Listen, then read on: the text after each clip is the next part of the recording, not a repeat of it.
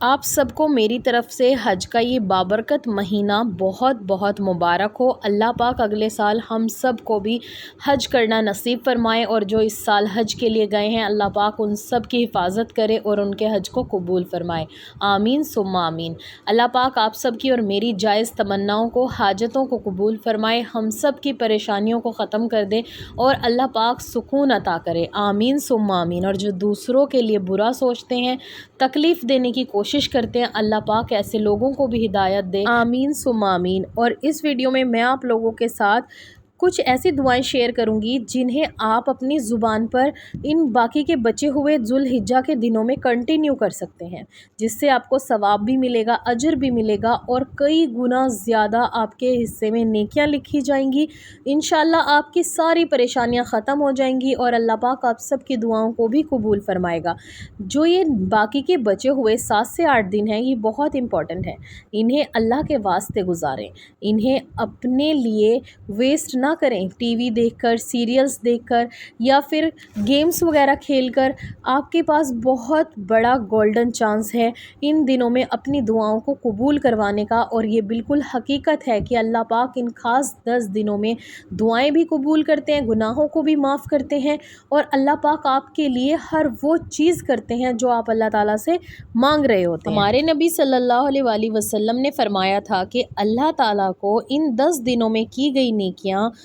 اتنی زیادہ محبوب ہیں کہ باقی کے دنوں میں کی گئی نیکیوں سے کئی گنا زیادہ اللہ کو ان 10 دنوں میں کی گئی نیکیاں بہت محبوب ہے۔ یہ صحیح البخاری کی حدیث ہے، حدیث نمبر 969۔ حدیث کا مطلب ہے کہ پورے سال میں کی گئی نیکیوں سے زیادہ ان 10 دنوں میں کی گئی نیکیاں اللہ تعالیٰ کو زیادہ محبوب ہیں، کیونکہ یہ 10 دن بہت زیادہ خاص ہیں۔ تو ہمیں کوشش کرنی چاہیے ان 10 دنوں میں کہ ہم زیادہ سے زیادہ نیکیاں کریں، نمازیں پڑھیں، چیریٹی کریں، دوسروں کی ہیلپ کریں، اور اگر ہو سکتا ہے تو 9 روزے ضرور رکھیں، اور اگر آپ پورے 9 روزے نہیں رکھ سکتے، ابھی تو 2-3 دن گزر چکے ہیں، جن لوگوں کو یہ ویڈیو اب مل رہی ہے، باقی کے بچے ہوئے دنوں میں سے آپ 2، 4، 6 جتنی آپ کے اندر ہمت ہے اتنے روزے رکھیں،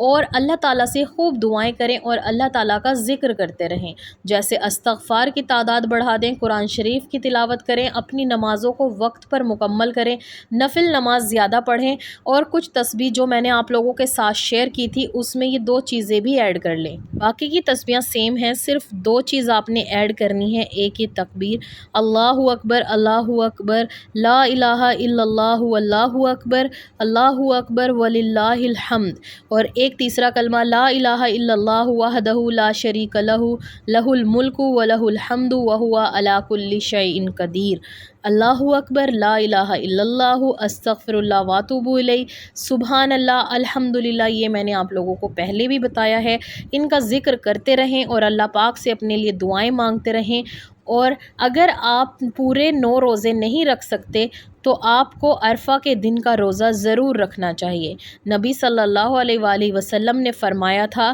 جو شخص 9 یعنی کہ عرفہ کے دن کا روزہ رکھتا ہے، اللہ پاک اس کے 1 سال پچھلے اور 1 سال اگلے گناہوں کو معاف کر دیتے ہیں، یعنی کہ عرفہ کے دن کا روزہ آپ کے 2 سال کے گناہوں کا کفارہ ہے۔ تو 9واں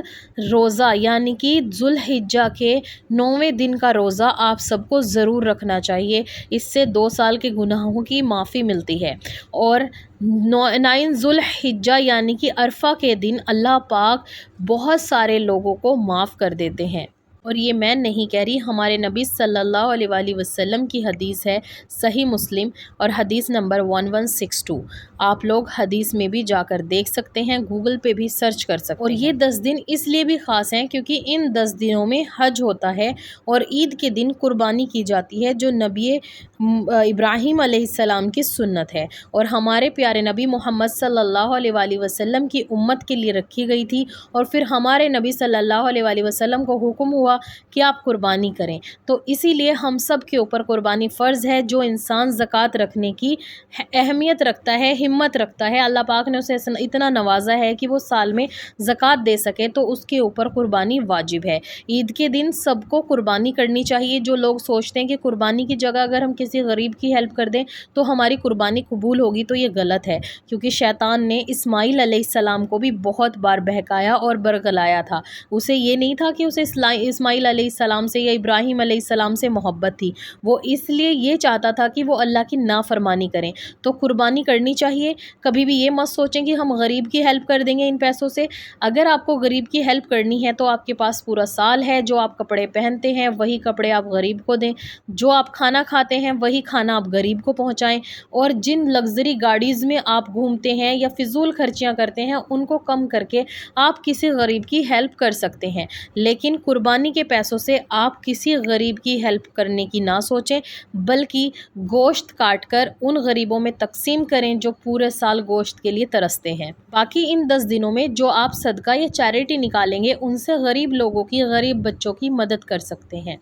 اور باقی اپنے نیک اعمال کو بڑھائیں، نیکیاں کریں، جانوروں کو پانی پلانا، کھانا کھلانا، سڑک سے پتھر ہٹانا بھی ایک نیکی ہے۔ اگر آپ جا رہے ہیں راستے میں کوئی پتھر آ جاتا ہے، ٹھیک ہے۔ اور ہاں، جیسے آپ کو شادی کرنی ہے یا اولاد چاہیے تو اس کے لیے دعا کثرت سے پڑھیں، ربنا حب لنا من ازواجنا وذریاتنا قرۃ اعین واجعلنا للمتقین اماما، ٹھیک ہے۔ اسی طریقے سے آپ بہت ساری دعائیں پڑھ سکتے ہیں، حسبنا اللہ و نعم الوکیل، یا رزاقو، یا مالکو، یا قادرو، یا باسطو، ٹھیک ہے۔ اللہ تعالیٰ کے ناموں کا ذکر کریں، خاص کر یا مالکو، یا مالکو، یا مالکو، اور اللہ تعالیٰ سے خوب دعائیں مانگیں۔ انشاءاللہ اللہ پاک آپ کی دعاؤں کو ضرور قبول کریں گے۔ اور ان 10 دنوں میں ہمیں یہ دعا بھی پڑھنی چاہیے، لبیک اللہم لبیک لا شریک لک لبیک ان الحمد والنعمت لک والملک لا شریک لک۔ زیادہ سے زیادہ تیسرے کلمے کا